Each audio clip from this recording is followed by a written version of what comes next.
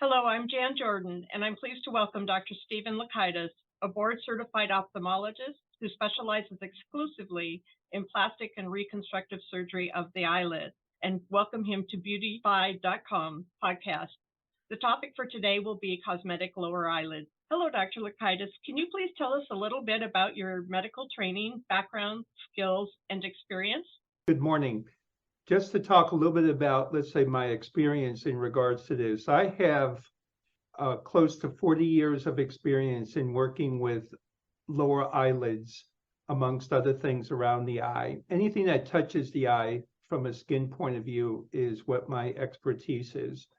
I went to medical school in St. Louis. I did my internship at UC Irvine Medical Center, my residency in a whole bunch of places, both at Stanford University and in West Texas at Texas Tech. Then I went to Houston, where I was a fellow in oculoplastic and reconstructive work at the University of Texas, Houston. Following that, I did go into practice in Houston, and I was an assistant professor at UTMB Galveston, University of Texas, Houston, and also at Texas Tech University. And so I do like to teach. Following that, a few years later, I joined Orbis, the world's only flying eye hospital, as their specialist in oculoplastic and reconstructive work. But also at the same time, I was promoted to the medical director and traveled the world internationally, training doctors in over 40 countries. I have actually been to 120 countries. And from that, I have gleaned a lot of information about my own ways and skills from that. Following all of that, what I did was I actually settled in Seattle. The reason why was because this was actually the nearest port of entry from the Far East.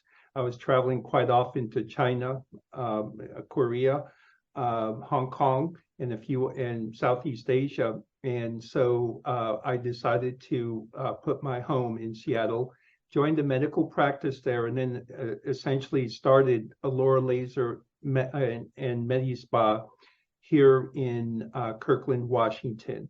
Have been in practice for a good number of years, and currently my specialty is related to oculoplastics, and we have over 1,500 doctors that refer to us at the present time.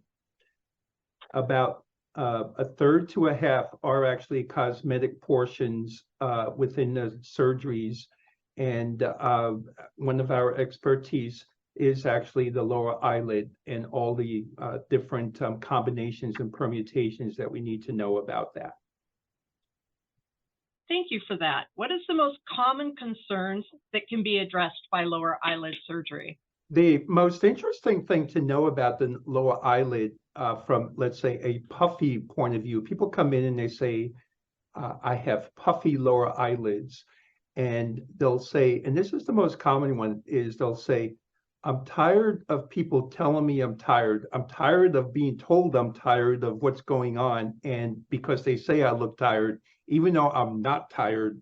So it's very interesting to see that their perspective is people telling them that they look tired. And so they would like to address that. And there's many things that can be done for that. Your website states that you will tailor my eyelid surgery to me. Can you explain to me how this is done? And will my results look natural and symmetrical? Okay, now, if we're talking about you would be very different than, let's say, the next individual. Symmetry is very, very important. Everybody wants to look the same. This is the problem when you have two eyes. Everybody wants their two eyes to match. And sometimes there are some differences between the right and the left eye. And, for instance, one person's right eye may be round in comparison to the left eye, which could be oval. And depending upon what shape they want, that can certainly be catered to. The other aspect is typically more commonly is the puffiness of the lower eyelids. And there's many different ways to take care of it. So the puffiness itself is usually due to the fat pads starting to exert their efforts in trying to make a person look tired, with all that puffiness under the eyes. and also the dark circles. The other aspect that we also see with that is that the skin can actually be starting to become crepey. So some people may not have the puffiness, but what they can have are problems related to the skin itself. When it's crepey, there are things that can be done that can address specifically that. Some of them are medical, such as the use of topical creams, and others are non-medical but surgical, where the skin needs to be tightened or the skin needs to be rejuvenated with certain types of laser procedures and stimulation of the stem cell production in the area. What can I expect on the day of surgery, and how long can I expect my results to last? That's a very good question. Everybody's different as to how long a surgery will last. Generally speaking, a good surgery will last 7 to 10 years, even longer. The most important thing about the surgery is that it needs to look very natural. We're in the Pacific Northwest. We're not in, let's say, the glamour zone, and people here like things to look very natural. To me, the nicest compliment that we receive is when an individual says, nobody has noticed I've had something done, but certainly I could see the difference, or my spouse can see the difference. That to me is very, very important. There is always, in talking about the surgery itself, there is always apprehension in having a procedure, because people are concerned that they're going to look very, very different, and they're not. This is a natural process, and what we're trying to do is bring them back to the rejuvenation phase, where they look more youthful, more presentable, less tired, and comfortable within themselves when they're visiting with friends or relatives or other people. Will I have much bruising and swelling, and how long will I have to take off of work and exercise? Will you have a lot of bruising and swelling? That's a tough question, because everybody's different. Some people have a little bit of bruising. A lot of other people have a lot of bruising. Everybody's different as to the amount of bruising. One of the things that we pride ourselves with is the fact that we use a laser to do the surgery. What the laser does is it seals up the blood vessels as you go. So actually it minimizes the bruising. And I've shown this years ago when I was first starting to use the laser. I would look at patients afterwards. I'd say to them, would you volunteer if I use a laser? This is close to 30 years ago. And at that particular point, I was noticing that patients had less bruising following the use of a laser and doing the procedure. And since then, I have adapted the laser, and I find that that helps to minimize the bruising. If people do get bruising, typically the bruising is going to be a mark on the cheek, similar to the way the football players wear their mascara. So if you're here in Seattle, it would look like the Seahawks, team. And we know this because and that of course is called mascara, but you could tell people if you have the procedure that you have mascara. I learned this from a professional football player that's what they call it, and it is a bruise that's there for about a week or two following the surgery. However, if you're planning this around some big to-do like a banquet, party, black tie affair, wedding to go to, give yourself about 2 months. 80% of all the healing occurs within the 2-month phase. And if the wedding is still coming up, what you can always do is just ask them to put the wedding off until you heal a little bit better. I'm sure the bride will love to hear that. When can I start wearing my contacts after my surgery? Wearing contacts after surgery is a very, very difficult question to answer, because some people can actually go back at 2 weeks, others can go back at 1 month. It really truly depends upon the amount of surgery that they're having done. If somebody comes in and has, let's say, severe puffy lower lids, and their skin is very, very loose, and we have a lot of work to do, in other words, on that, they would most likely have to be out of contact lenses between 2 to 4 weeks. But generally speaking, I would say by 2 weeks, most people are able to go back to their contact lenses. Wonderful. Well, I'm planning a big vacation and I'm planning on swimming in oceans and pools. Is that allowed? And does flying on an airplane affect the results? Can you swim? Do you know how to swim? That's the first question to ask. If you know how to swim, yeah, you can swim. But the important question is, when can you swim following the procedure? If you are going to get an infection, typically an infection will occur within the first 5 days. That's based on the studies. Past the 5th day following the procedure, the chance of getting an infection goes down tremendously.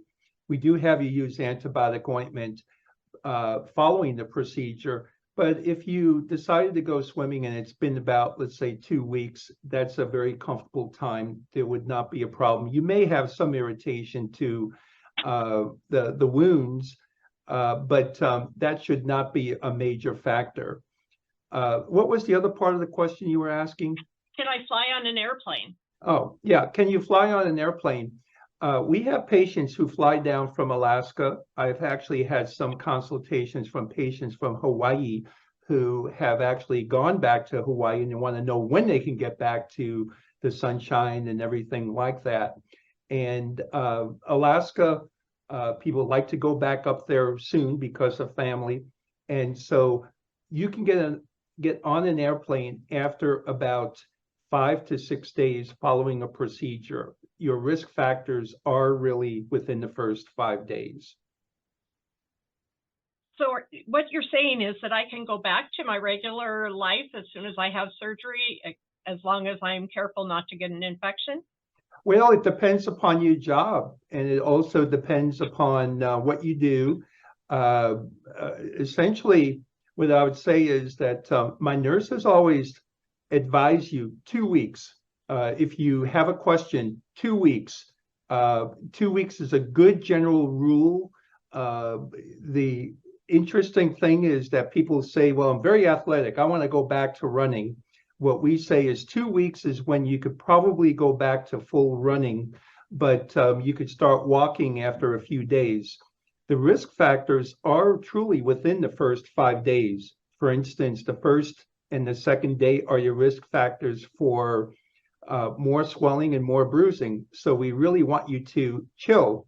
And by chill, that means, the lingo is, to rest, but also what chill means is cold compresses. So chill means 2 different things, not just chill with cold compresses. So you really have to take it easy to prevent the risk of more bruising. We're trying to get you back into society as quick as possible. I like to think of different people as needing different times depending upon what they do. And for instance, people who have a regular desk job, they want to go on Zoom, etc. Short work week, I could foresee you being back into a lot of doing a lot of things in 5 to 7 days. However, if you are a celebrity, different story. We have a following of flight attendants, and the flight attendants all seem to be back at work at 2 weeks. And so they're flying around. They've vouched for how flying does not really truly do any damage. But at 2 weeks, they may still have a little bit of a bruise. And if they do, cover up is indicated for that. Airline pilots typically will take 1 month. Bus drivers, usually it's 3 to 4 weeks, but that's more common sense. But again, 2 weeks is a good general rule for getting back into, let's say, normal society. Okay, and our last question for the day is this going to be done in a hospital, and will my insurance company cover it? Will it be done in a hospital? No, we have a certified ambulatory surgery center. This is an outpatient area. We have a center that allows us to have a specific team that is focused for you. I cannot do this job by myself. I need to have somebody there to give you some sedation to make you very comfortable so that you are relaxed and enjoying the work and reap the benefits from the work that we are going to do. The important thing to know is that the team is the number one aspect that I find very, very helpful with having a surgery center. That's an advantage. The hospitals are also okay. We do some hospitals for people, hospital surgeries for those people who are super high risk, but it's not really necessary. They don't need to necessarily go over to the hospital. And what we find, our feedback from our patients is they find themselves spending about 2.5 hours. We have patients, for instance, who drive 3 or 4 hours. They come like 3 a.m. in the morning, they leave home, they get to the office at 6 a.m., have their surgery, and they're home for breakfast, and they love that. They like the idea of being able to go back home the same day, and that's the way we like to do it with an outpatient type of surgery. There was another part to that question, and can you repeat it, please? Yes. Will my insurance company cover your services? Okay. Will my insurance company cover it? There is not a single insurance company that will cover baggy lower lids. They couldn't care less about your baggy lower lids. You can have the baggiest lower lids in the world that's even pushing on your eyeglasses, and they couldn't care less. They'll tell you to change your eyeglasses. Now, if your eyelid, your lower eyelid is very, very loose, and you know what I'm talking about, these are the people who have like a puppy dog look, or you know, the whites of their eyes are showing. Insurance may cover something, but that requires a petition.